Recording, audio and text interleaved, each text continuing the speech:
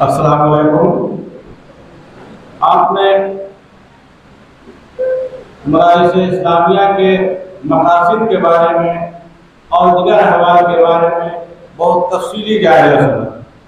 अब हमें ये सोचना है कि ये मदारिस इस्लामिया क़याम कहाँ है, इसके लिए ज़मीन का होना जरूरी है।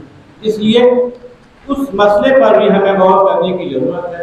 और हमारे सरिया कि अभी मौजूदा मेरे सरिया साहब और नाजिम साहब और दीगर हज़रात ने के पहल से एक नया शुबा क़याम किया गया है, जिसे शुबा इस्लाहात इलाही कहा जाता है। ये बहुत ही इम्पोर्टेंट शुबा है कि ज़मीनी मामलात को देखा जाता है।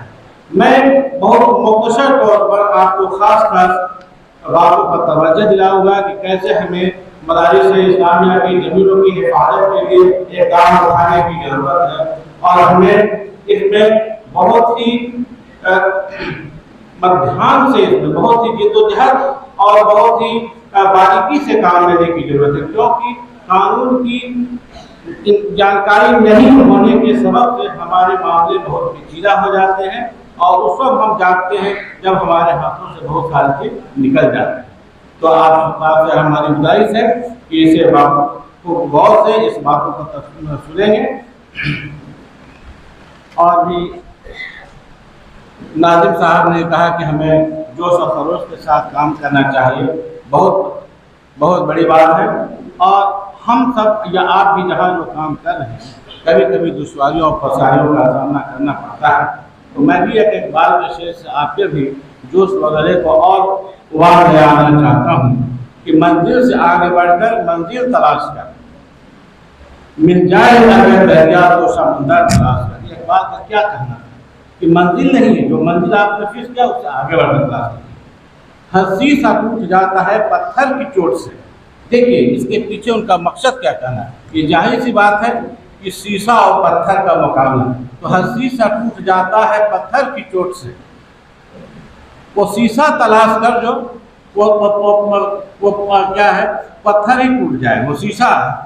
हर शीशा टूट जाता है पत्थर की चोट से, पत्थर ही टूट जाए वो शीशा तलाश कर, पत्थर ही टूट जाए वो शीशा तलाश कर।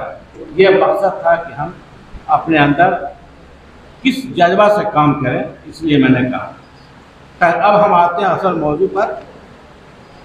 मदारिस इस्लामिया की ज़मीनों के तहफ़्फ़ुज़ के तरीके और मुफ़ीद मशवरे आप वहाँ देख सकते हैं। मदारिस इस्लामिया के लिए ख़ास तौर पर कई तरीके से हमें ज़मीन हासिल होती है। पहला एक है जो बहुत ज़्यादा इम्पोर्टेंट समझते हैं कि वक़्फ़ के जरिए ज़मीन की मुल्कियत।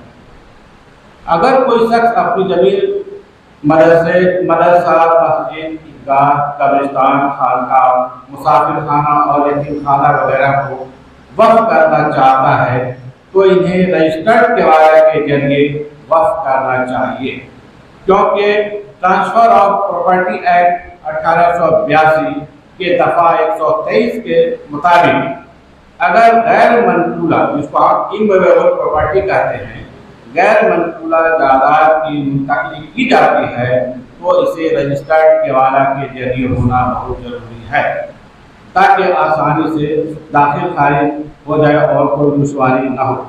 अगर वक़्फ़नामा गैर रजिस्टर्ड कागजात के जरिए किया गया हो तो इस सूरत में दस्तयाब वक़्फ़नामा के कागजात की अक्सी कॉपी के साथ दफ्तर बिहार स्टेट सुन्नी वक्फ बोर्ड, या अगर दूसरे झारखंड का है या दूसरे सूबे का है तो वहाँ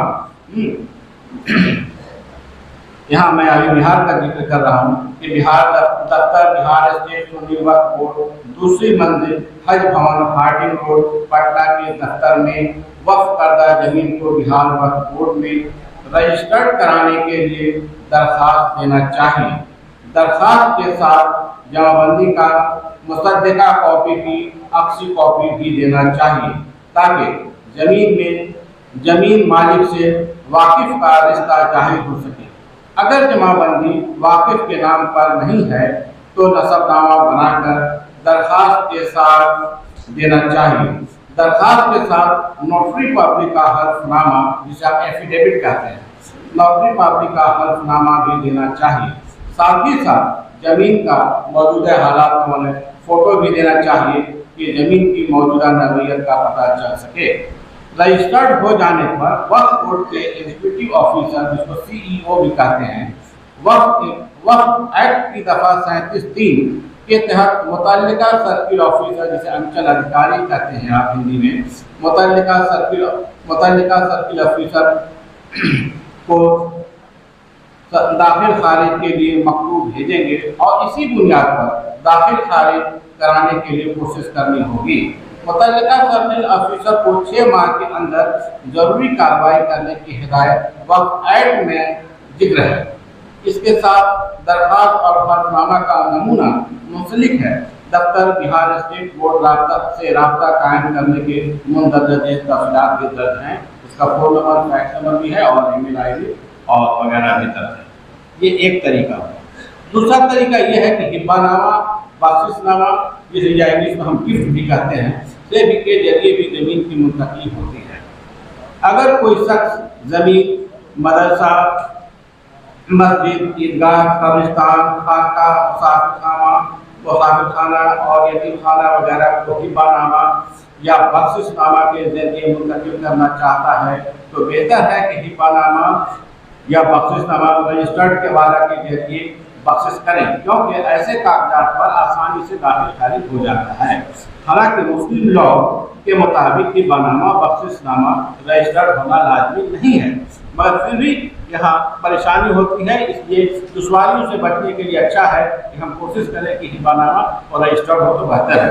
फिर भी अगर हिब्बानामा, बख्शिशनामा सादा कागजात या हल्फनामा एफिडेविट के जरिए किया गया हो तो अभी अदालत आलिया दिल्ली के मुकदमा नंबर 1714/2005 अपील नंबर है, ये सिविल अपील नंबर, हफीजा बीबी वगैरह बनाम शेख फरीद ने तारीख 5 मई 2011 के फैसले के तनाजुर में बगैर रजिस्टर्ड के हिब्बानामा की बुनियाद पर दाखिल खारिज कराने के लिए ऑनलाइन दरखास्त देना चाहिए, ताकि इसी बुनियाद पर दाखिल खारिज कराकर मालूमात रसीद हासिल किया जाए।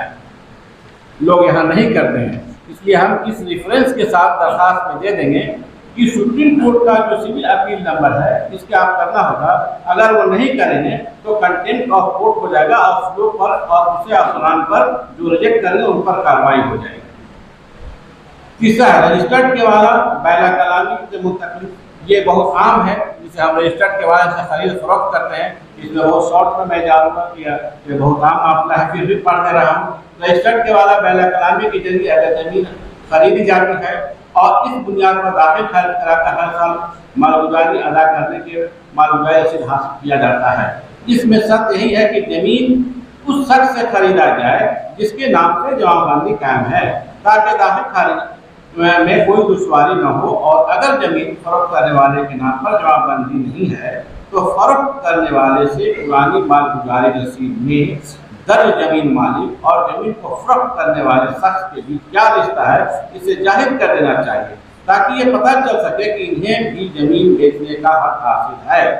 जमीन हिब्बानामा, बख्शिशनामा रजिस्टर्ड या गैर रजिस्टर्ड केवाला, बैला कलामी वगैरह के जरिए हासिल हो तो जमीन के तहफ़्फ़ुज़ के लिए जरूरी है कि इसका दाखिल खारिज कराकर हर साल मालगुजारी अदा करें, मालगुजारी रसीद हासिल करना चाहिए। और यह भी अहम है कि इस पर हमारा पोजीशन तसर्रुफ कायम हो। अगर नहीं है तो बाउंड्री से जैसे भी हो आप डिमार्केशन करें, उसका अपने कब्जे में पोजीशन में लेना बहुत जरूरी है। अब एक और चौथा तरीका है लीज के जरिए भी मुंतकिल होती है। बिहार स्टेट गवर्नमेंट के जरिए भी लीज पर दिया जाता है, तो इसके लिए लीज के जरिए भी जमीन हासिल होती है। इस सूरत में लीज के शर्तों के मुताबिक मालगुजारी या वहाँ रेंट लिखा रहता है कि आप लीज के लिए हैं, तो असल मालिक आप नहीं हैं, एक किराएदार के सूरत हैसियत से हैं। और किराएदार का हैसियत वही है जो आप जैसे मकान किराए पर लेते हैं, तो जमीन भी आपने किराए पर लिया है, तो वहाँ रेंट, वहाँ जब आपको लीज का कागजात मिलेगा तो उसमें रेंट लिखा रहता है कि हर साल आपको क्या रेंट देना है और एक बार सलामी के तौर पर आपको क्या देना है। तो वही उसी रेंट का जिक्र है कि मालगुजारी तो नहीं, रेंट अदा करके हर साल रसीद कटवाने की कार्रवाई करनी चाहिए। और जमीन के तहफ़्फ़ुज़ के लिए जरूरी है कि अगर लीज का वक्फा एक्सटेंशन जिसको बोलते हैं, अगर पीरियड एक्सटेंशन का है, तौसी के काबिल है, तो वक्त पर इसकी हम तौसीह कराने की भी कार्रवाई करेंगे। पांचवा बहुत ही मजबूत अहम मसला है जो अभी चल रहा है और हम लोग हमेशा दो चार होते रहते हैं कि कब्रिस्तान की जमीन थी, ऐसे हो गया, दफन नहीं करने दिया जा रहा है, बहुत मामला आते हैं। मैं खुद सर्किल ऑफिसर एडीएम और डीडीसी के रूप में काम किया है और ऐसे मामला को देखा है और बहुत परेशानियों का सामना हो रहा है। इसलिए ये अभी स्पेशल एक्ट के जरिए सरकार ने फैसला लिया है बिहार में कि हम जमीन का 23-24 तक सर्वे करा लें। उस सिलसिले में मैं ये पढ़ रहा हूँ, खास जो बातें हैं अभी बिहार सरकार के जरिए जमीन के स्पेशल सर्वे का काम कराया जा रहा है। जिस जिले में सर्वे कराया जाता है सबसे पहले वहाँ के उस मौजा का सर्वे कराने के सिलसिले में इत्तलाए आम, जिसे हम नोटिफिकेशन कहते हैं, जारी किया जाता है। सर्वे एक्ट के मुताबिक सभी जमीन मालिक को मुतय्यन करदा फॉर्म, एक फॉर्मेट बना हुआ है जिसका फॉर्म 2 नामी है। फॉर्म 2 नामी एक्ट में ही है। फॉर्म 2 में जमीन की तफसील मुतल्लिका सर्किल ऑफिसर को 2 कॉपियों में देते हुए 1 कॉपी वापस हासिल करना चाहिए, जो मुस्तकिल में सबूत के तौर पर जमीन मालिक के पास रहेगी। किश्तवाड़ और खानापुरी में सर्वे के लिए जो आप अपना फॉर्मेट भर के देंगे तो सर्किल ऑफिसर इस पर चेक कराते हैं कि जमीन मालिक ने जो जमीन का तफसील दिया है वो सही है या नहीं।